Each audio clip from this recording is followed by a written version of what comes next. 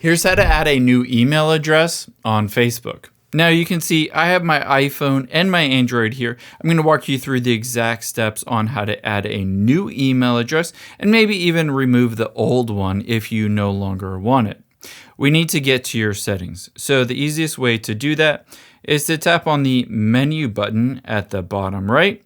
However, you might see 3 lines at the top left. If you do see those, tap on that. Or if that menu button is at the top right on your computer, just tap on that. So let me tap on it on both devices.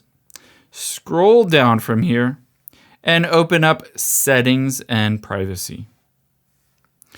From here, tap on Settings at the top. And then tap on See More in Account Center, again at the top.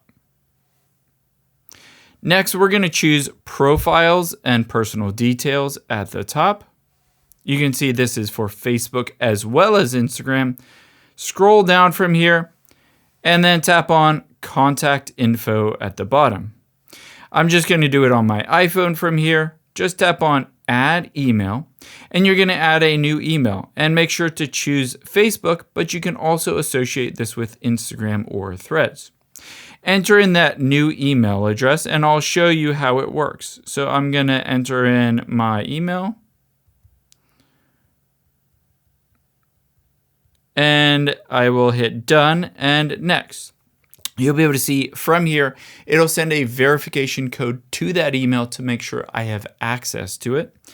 But you can see, oh, for whatever reason, it didn't like that email. It says try a different one or use a mobile number. So some email addresses, for whatever reason, it might not like. You can always try a different one to see if a different one works if you get this error.